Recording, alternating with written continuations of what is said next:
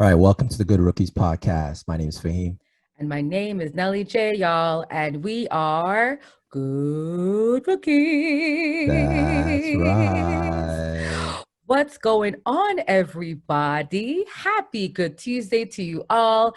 And guess what? It's episode 47. 47. 47, y'all. Listen, I love the number 7. I say it every time. So, y'all, this episode is going to be very special. I have my African brother in the building. Faheem, please introduce who we got. All right. So once we get to the For the Culture segment, we'll be able to really double down and really get into what he brings to the table. But what we got to do is send a special intro for IBP Media Group. Let's welcome Emmanuel Kulu to the podcast today. Emmanuel. What's going on? Emmanuel. That's right. What's going on, everybody? We're glad to be here with y'all. Yo, man, listen, Emmanuel, like I met you and I'm like, yo, this guy is dope. So we're just so excited to have you on the podcast. You've been on Fox, you're doing all the big things. So we're just humbled that you thought of us, that you know you're here. We appreciate it. Yeah. You know, I gotta, link back with my folks from Clubhouse and people doing big things on the underground. You know what I'm saying? Yeah. Oh my God. So as Faheem said, we're going to be able to highlight all the amazing things that you're doing for the culture, which is so important for our community. But before that, we'll talk about a few hot topics. But for my intro question for you, before we get into it, is the whole Rachel Nichols, Maria Taylor, all that debacle that I think happened a while ago, but only came to fruition as of late. So Emmanuel, your thoughts on what has happened? Rachel getting removed from the finals now. She's not working anymore. It's given to someone else. And now Maria Taylor, I think she's leaving. She's not so what do you think is going on there at ESPN? Yeah, this situation right here, Rachel Nichols was one of my favorite NBA finals hosts, and I liked it for a long time. But when I hear this type of stuff right here, things that were said, and this was to a LeBron associate. Let's not get this twisted.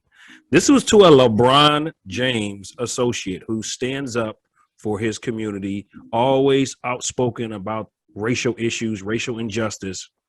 And this was said to one of his associates. Mm-hmm. Surprised that it stayed under wraps this long. But the bottom line is she had the gall to say what she said. Now, here's the thing that really shocked me.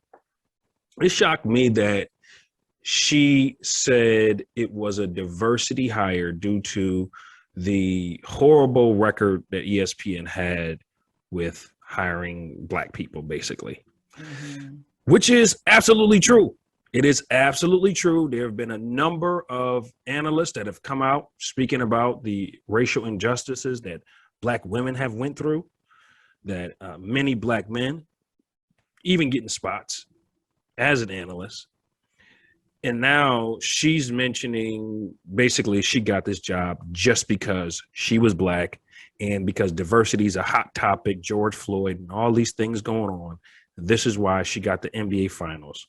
So this is a Black male dominated sport.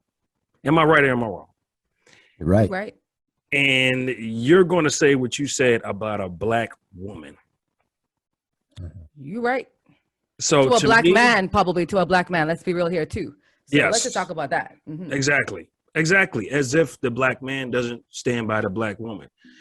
So it's at this point, I heard the apology, not feeling it at all. Not feeling it at all. Not feeling it. Some consequences need to come. So I didn't hear the apology. I heard about it, but I haven't heard it. Like I've just read about it, but I did hear the clip that she mentioned, right? So I just want to ask this though. In the clip, it seemed like what I took from it was there was shade toward ESPN. And she definitely did mention about Maria's past in regards to she does football, she does basketball. So she did okay, I guess the way I'm positioning it is this.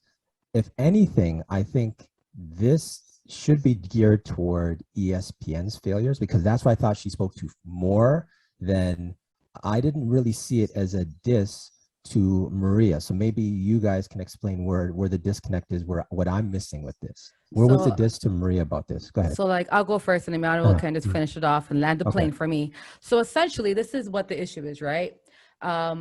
Rachel got her job because of diversity. She's a woman. Okay. Continue. Okay. So when you're on a platform because of diversity, they wanted to have a woman, and she got that job for that. So when there's someone else now getting the same opportunity that you have, why are you hating?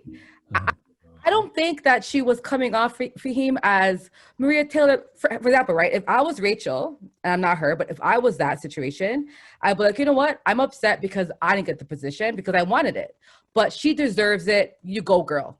End of discussion. But she didn't do that. She was like, she made it seem, and again, right, as a Black woman, we deal with microaggressions from white women all the time. So for him, you won't see this, but I'm telling you, in any corporate setting, white women will always, or they'll think that you got a job because you're Black.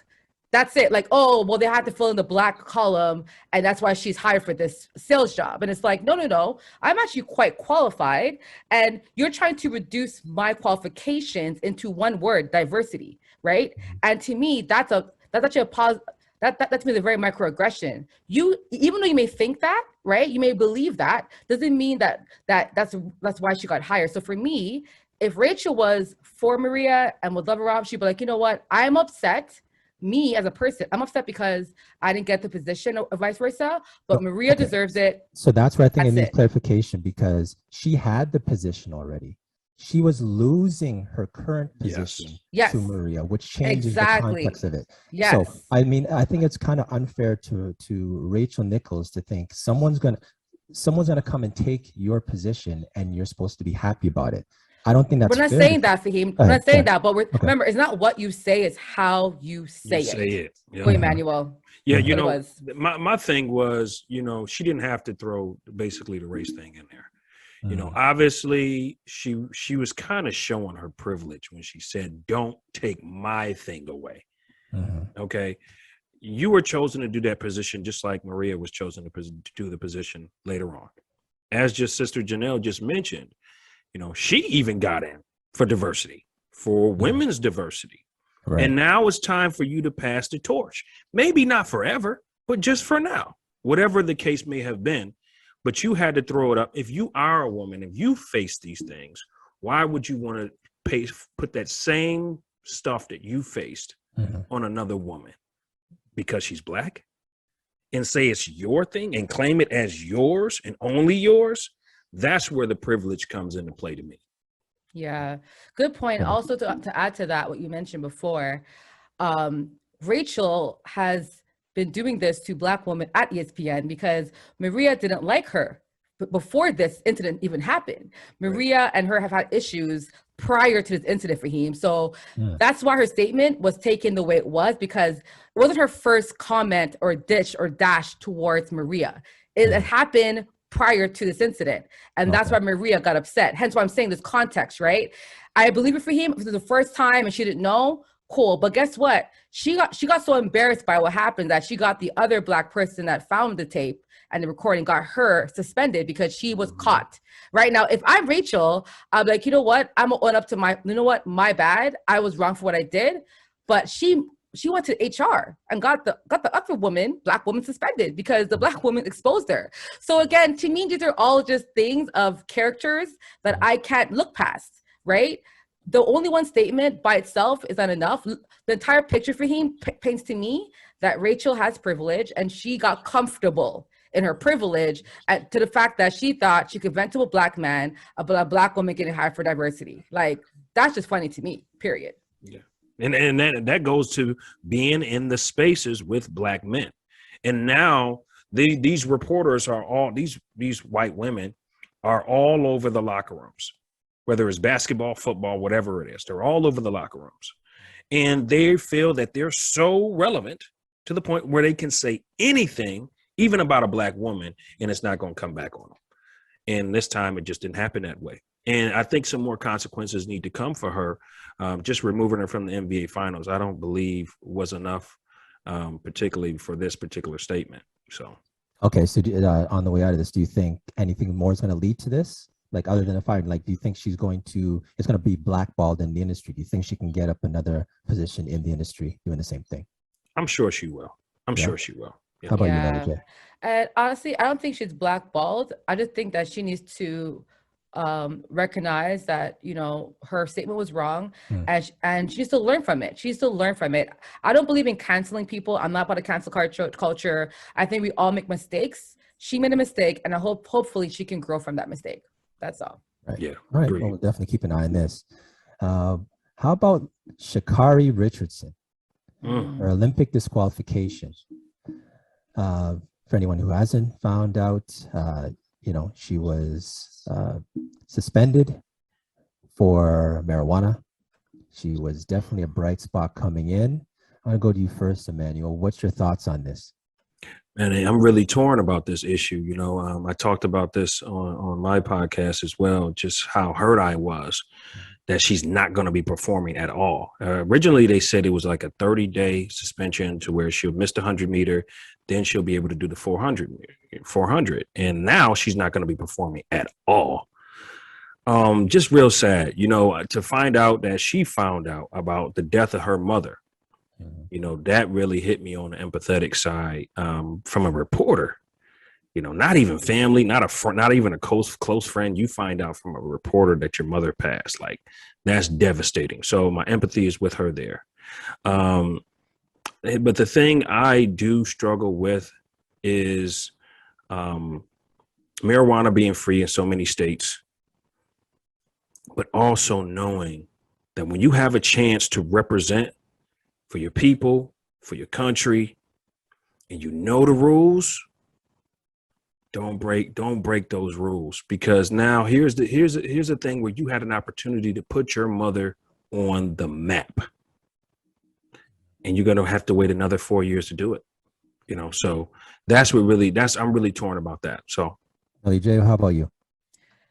Same sentiments. Like when I found out, I was heartbroken, and I'm like, I'm not even American, but I was really rooting for her. She's so relatable. She's so, her personality, her tenacity, like, I can tell when she runs, she's running for her people. Like, you know what I mean? Like her passion behind, like her Black girl magic, like she's someone where I was really looking forward to see, especially her running against Shelly Ann. You know, I was like, we're gonna have 2 Black queens on the track. Ooh. And then the other amazing sprinter from the UK. Like, y'all, I'm getting right now like goosebumps thinking about like how amazing would have been to see them. And so I was disappointed in the fact that I won't see her. But as someone myself who have grieved and have lost someone close to me, I've never really grieved or went to something like that. But if you do that, I get it, because you're so distraught. And in that time, you're kind of questioning a lot of things. You're questioning your future, your life, your purpose, why you're here. Death can make you really readjust what matters. And I really feel bad for her. Her doing what she did, you know, she's 21. When I was 21, I made a lot of stupid mistakes as well. So, and she owned up to it. Like, she wasn't trying to scurry away and be like, or blame someone. She's like, yeah, it's my bad. And I love that. I like that. I like when people make mistakes and own up, because that means that she's going to grow from this mistake. And we will see her again. I know she's going to run the relay. She's going to kill that. She's going to kill it. I was just found out today. Oh, she's not going to run it? Committee, they've denied her request to run the relay. Oh, okay. I didn't know that. Right. Oh, so that's why I found out, because I saw that I think there's a couple of senators are trying to do an inquiry on that committee now.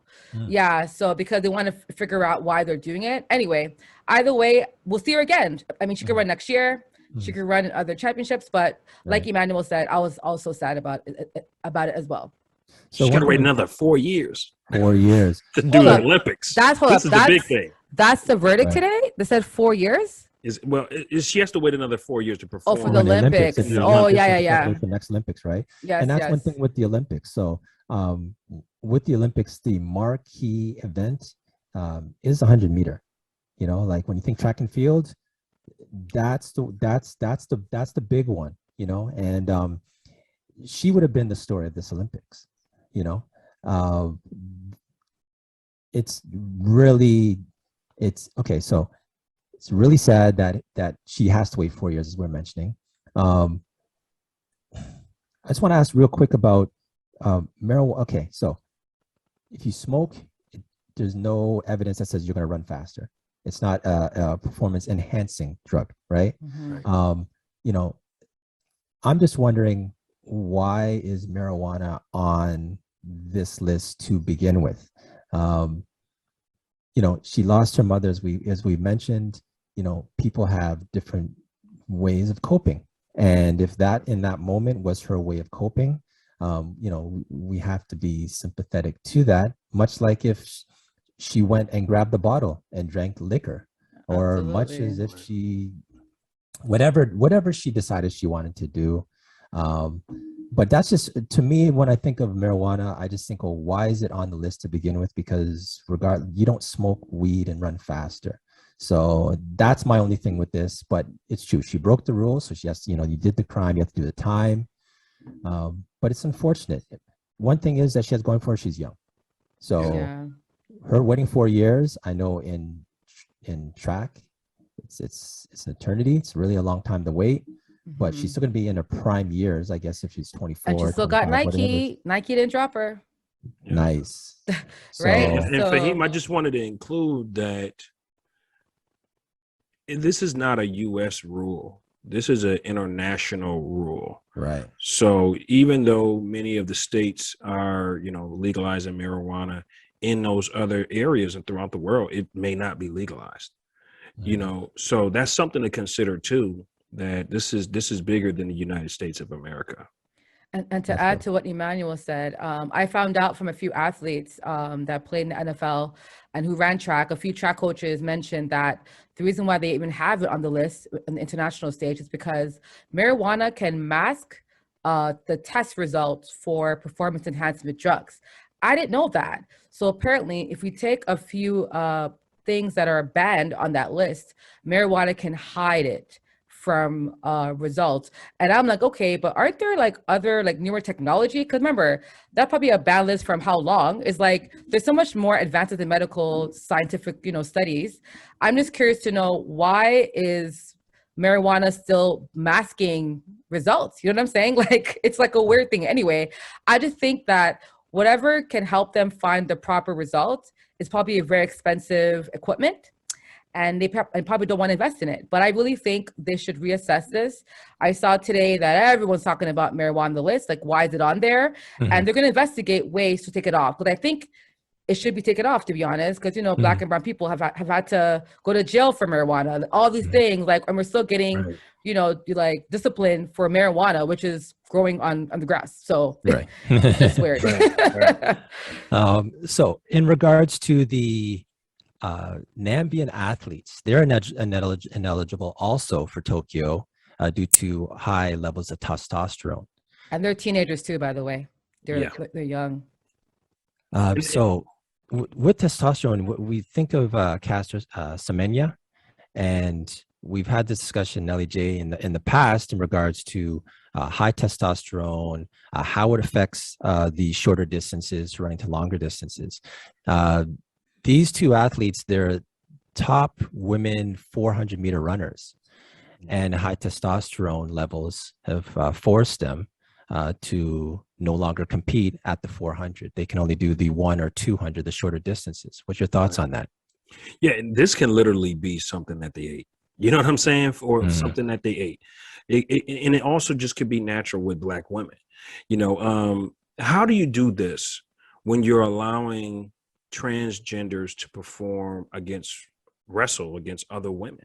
Thank you. How do you say that this is a competitive edge, so to speak, when you're allowing, you know, men who've turned into women to compete against women in wrestling in the Olympics? These are things that you know, you really got to come into to question. I mean, we can talk about the swimming caps and all these other things that are happening, and it's directed towards Black and brown people, Black and brown hair, and even Black and brown natural testosterone levels. So whatever it may be, it's anything to eliminate some of the best Black athletes from the Olympics. That's the way I see it.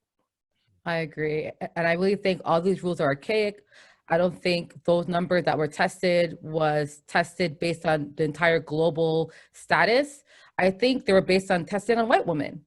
Let's be real. These levels are based on a higher, like a race-based data, right? If I test 20 white women and 3 Black women and say, okay, like, you know what I mean? Like I don't think these numbers are accurate for him. And I think with the way our diet has changed now, what we consume, like pollution, like people's hormone levels go up and down all the time. Especially women. Especially women. That's why I really feel like this entire thing, like the Olympics really have to reassess. They have to reassess, and I hope they get more Black and brown people on these committees, because those committees, Google it, y'all, Google them.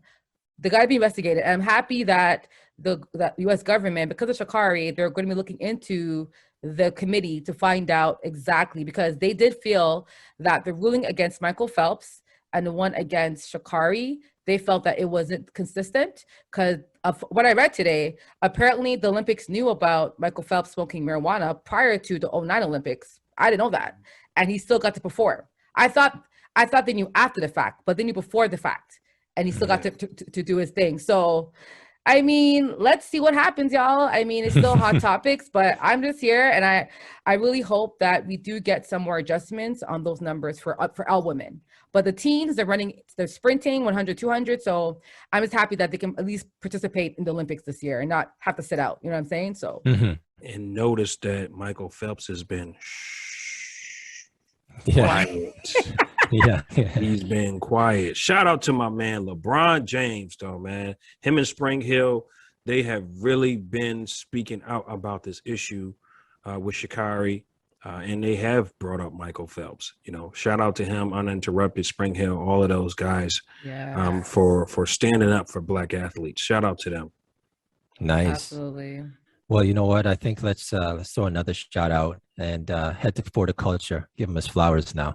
Woo! All right, y'all. It's For the Culture, and we know we like to highlight individuals that are doing amazing things in our culture. And today, we get to highlight Mr. Emmanuel Kulu Jr. Emmanuel is just like y'all. If you see what he has been up to, it's like a legit essay, okay? But I'm gonna break it down a bit shorter, okay? So he is an African historian, creator, author of Black Pharaoh, Rise to Power. He spent several years researching ancient Africa and spreading awareness of the miseducation of African history. He is also, of course, Cameroonian descent through his father, Emmanuel Kulu Sr. He's the founder of Adjunct Professor of Ancient African Antiquities at Research Institute of America. He's a community activist, social worker. He also has a very deep passion for music production, writing, history, and the creative arts. And that's just like, y'all, tip of the iceberg. So let's give a warm welcome to Mr. Emmanuel Kulu. That's right. Hey, my brother. Yes, okay. My sister. Hey, Jai. So, you know what? I love the fact that you had a career plan and you just shifted it over, right? Yeah. From working as a producer, doing music, having your own label, and really committing yourself to the African education of, you know, so that shift happened. So why did it happen? And kind of walk us through that. Yeah, you know, I was a hip hop producer in the music industry for about 15 years. I've produced, wrote songs for a lot of artists that you may know that I can't disclose for NDAs, but you know, I love the industry, but I built it with a team effort with my guys, my friends that I grew up with. We had some differences through the record label. We had, you know, death row inspirations, you know, bad boy inspiration, no limit inspirations, but it didn't turn out the way that I expected it to. And, you know, I started to dig deeper into my African ancestry with my father. You know, as he got sick, I started to think more about the unifying of the the African diaspora. Even when I was in the music industry, I was always trying to unite. I had a record company called Teflon Entertainment. And if you think about Teflon, it's like tough, it's together, it sticks together, you know what I'm saying? And that was the thing. And this was the same thing I carried over into the African historian lane that I got into. So I started to do all my research, studying, started speaking on ancient Africa, and I just fell in love with it. Started traveling back to the motherland, Egypt, Kush, Ethiopia, all of these great, beautiful places, Ghana, Sudan, and just learning our beautiful history, Nigeria, sister, all of these beautiful places, South Africa, Johannesburg, seeing the culture that's there that hasn't been taught on American soil about our history. So I said to myself, me being half African, my mother was an educator, she was African American. So I'm both. So who better than me than to bridge the gap between African Americans and Africans to bring us together as one diaspora? That's interesting because as you were speaking, I was thinking about the whole amazing film, The Black Panther, and how it really talked about that, like how the African American culture and the African culture, and how, you know, Killmonger, he was a villain, but we all loved him because we understood his anger, right? Speak on that, like being of both. Do you think Africa has neglected African Americans, and do you think African Americans just hasn't really cared enough to learn about their African ancestry? I think it's both. I think it's both. And that's why we have to build bridges, you know, and open up that we have over 8,000 years of history.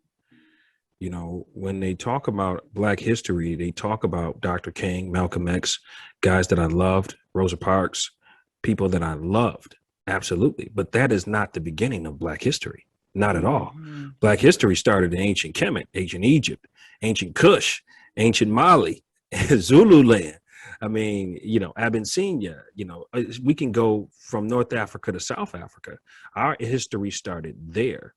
And then connecting with American history, all the Black inventors that could not patent their inventions.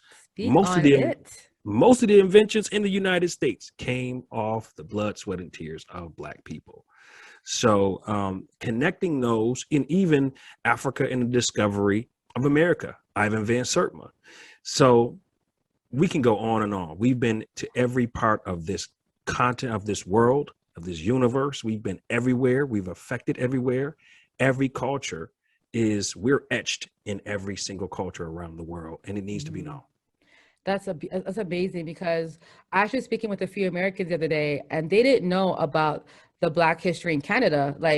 And I was like, you know, like the Black people in Canada are like from America, like they came up here and they lived here, but like they're like your cousins, like they are your brothers and sisters. And you know, I talked about the Colored Hockey League, which they didn't know about. I'm like, yeah, I mean, Nova Scotia. Yeah, and a lot of Americans didn't even know that hockey has a Black history. So I love speaking to Black, because I really believe that Black history is going to really awaken us. Yeah. You know, I think if all you think we're just enslaved and that was it, like you're missing on the beauty of our culture. So thank you for doing that. I want to touch on your ancient Egypt, because it's funny. I discovered that as well, but the media, you know, we look at all the, like the Bible, like Moses movies and all, or even like, the movie with, I forgot the name, but it's like Ten Commandments, but there's one with like the Egyptian gods, like they were fighting and there were, you know, all white people. Yeah, gods of Egypt. And it's like they're always making Egyptians look like, you know, Irish, Irish and European. And so when did you learn about Egyptians being Black, and how did you discover that? Was it through your travels or just from like researching? Like how did that happen? When I was a young kid, my father and I, we were, I think I was in 4th grade, and we decided to do a project about a historical person. So we created this sculpture, and my father wanted to do Egypt. So I said, yeah, let's do King Tut. We did King Tut. We grabbed a mannequin of a head, and we made sure we put some clay on it, made sure we used brown clay. make sure he looked Black African. I took it to school, and the teacher gave me a B minus. And I had the best project in there. No one was as creative. I ain't took my own horn here. I had the best product in there. And you can tell we took our time with it compared to the others. But she gave me a B minus because she said it was historically inaccurate. And what she was talking about was this color of his skin. And I watched my father argue with my teacher at the end because he was expecting me to get A+. And it just didn't happen that way. And the whole ride home, he talked about, don't let anyone tell you about your African history. And he always educated me on ancient Egypt being the monarch of civilization. And this is why Egyptology, quote unquote, Egyptology had to separate Egypt from Africa, because Egyptology started from the perspective of biblical studies. So if you connect the Bible to the Egyptians, you're talking about Joseph, you're talking about Moses. You know, Moses had a Cushite wife. Joseph had an Egyptian wife. So what does that say that their children look like? Okay, so if you were, so you see why Egyptology had to separate Egypt from Africa in order to promote white superiority. Otherwise, it wouldn't have worked. So this is why this deception has continued to go. So that's when I learned. I learned that as a young kid. And I've always claimed that as a part of Black history. And I found myself always educating our people on it and educating other people on it too. But I've fought some battles on it, sister. Fought some battles. I have too. I know I have for sure. Got called some racist names. You can't say stuff like this in Egypt because it's an Arab state. And if you go around saying the pharaohs were Black, even though if you walk into the museum, you can see they're clearly Black. They were clearly Black people. Yeah. But if you say that out there, like that's like forbidden. Yeah. Well, so I want to ask about the underground lounge show that IBP Media Group is worldwide is actually putting on. Yeah. If you can speak to that, because it deals with musicians around the world looking for exposure, and you're using your brand as a platform for them to get the exposure. Yeah. If you want to speak about the Underground Lounge show, please. Yeah. Shout out to the Underground Lounge hosted by my man, the Joker, African-American brother who's been in the music industry as well. You know, he was signed with Sony Records, did a lot of big things, was my manager at one point when I was in the music industry. We really want to highlight all music. When we're talking about IBP Media, it's International Broadcasting Program. We want to highlight culture. We don't just want to highlight hip hop. We want to highlight K-pop. We want to highlight rock. We want to highlight anything that affects the culture. You know, dance hall, Afrobeat. We want to highlight all of that. So artists looking to get out there and get exposed, please feel free to submit your music to IBP Media Group at Gmail. And we'll help get you out there. You know, you're working with guys who've been in the music industry, who understand what it takes. And we're focusing on unsigned artists. We want to give the unsigned artists a platform. Obviously, they have to be unsigned artists that are grinding. Got to be on your grind. Don't just say, you know, your music got to be quality, got to be radio friendly. You have to have been doing things, got to have a bio, got to be professional. But yeah, we have the Underground Lounge. We have the Culture Show where we discuss Black history. We have the Fan Cave Sports Talk, which we do, what you guys do here, where we talk about sports and the latest sports drama, such as, you know, what we just discussed with Rachel Nichols and all of those things. We have The Journey Begins with Sister Charlotte, where she speaks about mental health, something that's not talked about in the Black community. Yeah. So we're a multi-platform podcast channel. And our true goal is to go transform into television by next year. So nice. I see the vision. One thing on the way out of this, since you're into producing, give me your favorite producer of all time. Oh, I grew up on Dr. Dre, man. I Dre. grew up on Dr. Dre. I love Dr. Dre, man. Emmanuel's showing his age today, y'all. He's showing his age. But But I'm just teasing you. I must say, the greatest musician ever is Prince. I got to say that. Yeah. Can play every instrument. This dude can play every instrument.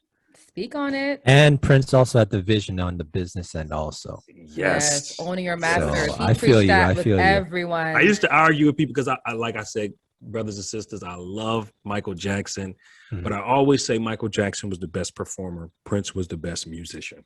Ooh, I can't argue that. Yeah. I can't argue that. Yeah. So I definitely want to promote your novel. We promote it again later, but I want to promote your novel. It is out now. I, Black Pharaoh, Rise to Power. Was it based on true events as well, I assume? Yes, that is the first one. The newest one that's out now. It's I, Black Pharaoh, Golden Age of Triumph. It's based on the life of Hatshepsut and Tutmosis III. When I came up with this concept, Hatshepsut is a Black African woman who ruled the world. Because when I say the world, Egypt was the monarch of civilization at that time. So everybody came to Egypt at that time. So this was a Black woman who was ruling the entire world for 20 years. Now we hear about Egypt. We always hear about Cleopatra. We hear about the mystery of Nefertiti. We don't really get to hear about Hatshepsut.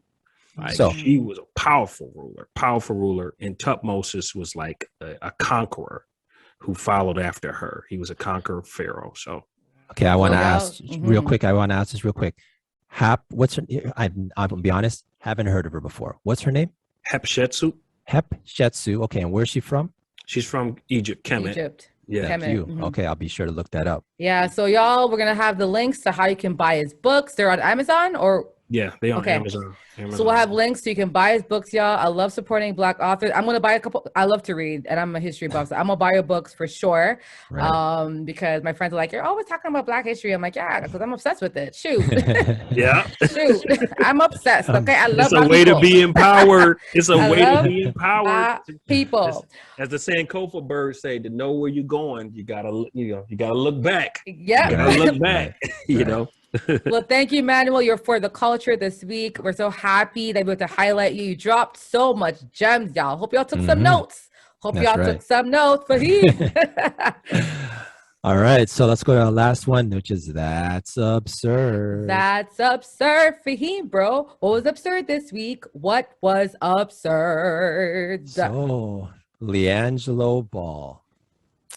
So, Ball. ball. So LiAngelo Ball, he had made a comment which is kind of interesting. He says that he feels that his Chino Hills stuff got overlooked. Absurd. Now, the reason being is this. Chino Hills, is that a high school? That's his high school team he played for. There was LiAngelo, Lonzo, and LaMelo all played on this high school team, #1 high school team in the nation at the time. LiAngelo was actually leading the team in scoring. He was averaging 30 points a game, while Lonzo was averaging like 25. LaMelo was averaging like 20. Like it was clearly, he was the scorer on the team. He ended up being a 3-star recruit instead of a 5-star recruit. He ended up playing, at that time, he played against Bam Adebayo, RJ Barrett. Like he played against some big names who ended up being 5-star recruits. Reason why I'm going with absurd is if he was in the league and he said this, it might feel a little different, but he's not in the league and he's looking for employment. And for you to speak that you feel that your high school achievements are holding you back or getting overlooked, like I just don't see what your high school achievements have anything to do with the present of why you can't get in the league. So that's why I'm going with absurd. Emmanuel, your thoughts on this? 100% agree with Faheem. At the end of the day, that should have got you to the league. Right? My ball brothers. I love y'all though, man. Shout out to LeVar, man. For sure. You did your thing. You got your boys out there. But hopefully Angelo could get into the league, get on somebody's roster somewhere soon. But Nah, you can't use that. Yeah. You can't use that, bro. Yeah, I mean, I think this is all three absurd, y'all. It's the swipe. It's the right tree. Yeah, LiAngelo, like I feel bad, right? Because I'm a middle child, right? He's middle, right? Or is he older? Yeah, he's the middle middle child, one, right? right? I'm a Right. middle child, so I get how sometimes the older gets a lot of love, the baby gets love. When you're in the middle, you're kind of left out sometimes. And now that his younger brother won Rookie of the Year, Lonzo has done doing his thing, and he's still at home. It must be eating at him. So I do want to see him excel. I'm hoping that he's working out as much as he's chatting online, okay? Because Actually, he is. He's working out with LaMelo. I've just seen. So yeah, so he's staying ready and exactly. active. Yeah, so to get for a me, call. that's what I care about. Like, Mhm. talk all you want, but just be ready, because I think in the NBA, especially this year with all the injuries, his time might come up. It might happen. You know what I'm saying? So stay ready, LiAngelo. Hopefully you make it. And again, the Ball brothers, y'all are doing your thing. Lonzo might go back to the Lakers this year. Who knows? He might go back. I'm just saying, y'all. Putting it out there. Putting it out there. We need shooters. Ooh, We hold need up. shooters. Yes, you're a Laker fan. We need shooters. Yes, yes. So on the way out, do you think LiAngelo, do you think his NBA dreams are done, or do you think he eventually can pick up somewhere? I think he'll pick up. You think so? He'll pick up. Yeah, but just like Sister Janelle said, the injuries have put a lot of players going to be kind of like on IR for a while, recovering. He'll probably get an opportunity. And then think about last year's college. Oh my God, it was terrible. The players that were coming out, none of them were like big time superstar. I think LiAngelo is better than all of them, so he should definitely get a shot. He should definitely get a shot. I think he will get a shot. Now, remember, he was actually at the end of Detroit's bench. He played for the Pistons. Well, he was on the Pistons roster for maybe a few weeks, and he got dropped. But you make a good point with injuries and maybe the quality of play. He may, but I'm not a betting man, but if I had to bet, if he does get that shot, I think it's Detroit repeated. I just don't think he's gonna stick on a roster. But I mean, we can hope. We can hope. And one last thing I want to say. So with LaMelo being the franchise guy in Charlotte, and you know how it is when you're a franchise guy, a la Giannis. Yo, when you're a franchise guy, at the same point for him. Yeah, you have that pull to say, you know what, my brother, in this case, Giannis, he may not be, but he's good, and I think maybe Melo. Is he good? Like, is he good though? Like, is his brother's actually good? Let's be real. I feel like Lakers got the other brother to try to get Giannis to LA. Emmanuel, you're a Laker fan. No, but we'll talk. But you're right, Faheem. I really think if his brother can become a big man, right, he can get in. Emmanuel, are you riding or Jordan? Do it, Michael Jordan. You can't get nobody to come to Charlotte right now. You had to overpay Gordon Hayward to get there, bro. Listen, do it. Pull the trigger. Get there. He probably don't want to deal with LeVar like that, but too many balls on one team, right? Ball. But you know what? I really think out of all the brothers, LaMelo can be that one to help his brother get into the league, or at least sell him to a coach. Remember, like, he'll be in spaces that he won't be in. So people are making deals underground in these types of events. So you never know. It'd be legendary if Jordan pulled the trigger. If Jordan gave him a shot, it would be legendary. And I think he should, because like you just can't. He cannot get anyone to come to Charlotte. He can't. Yeah, got to take a chance somewhere. Yeah, fair enough. All right, so let's put this episode in the books. Woohoo, y'all. That was episode 47. 47. So, guys, first of all, Emmanuel, again, thank you for coming to the podcast. But before you graciously leave for the evening, we love to give our guests a chance to do a shout out. So the floor is yours. Shout out to the whole IBP team. Shout out to my wife, Winter, who threw a big IBP party for me last Saturday. Nice. And all the family who could be there, they were there, showed up on Zoom. Shout out to you guys for believing in something bigger, because media really is a powerful tool.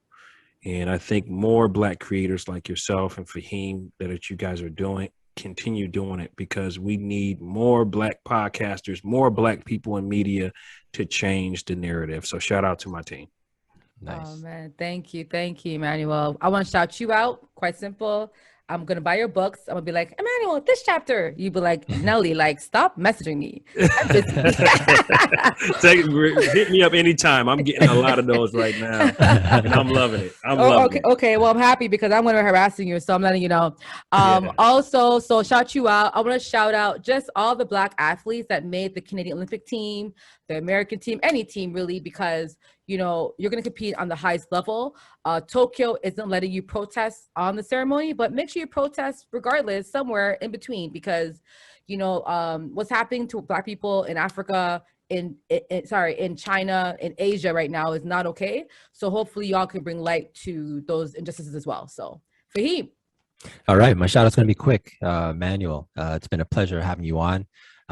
Thank you for the jewels that you dropped and for the culture, because you gave me a little bit of research there. I'm always up on game, and you dropped one that I had no idea. So it's each one teach one. So thank you. And hopefully we can get you back in the future sometime. All right. Yeah. Anytime, guys. Love to be here. Awesome. All right. So that was episode 47, guys. That's right. So if you had a great time, if you learned, if you were inspired, if you feel motivated, y'all, all we ask that you do is subscribe, get alerts, and tell a friend to tell a friend to tell a friend. Faheem. That's right. You know where to find us. We're out there for you. Tell a friend to tell a friend, and we'll keep this moving. That's episode 47, Good Rookies Podcast. And we out. Peace.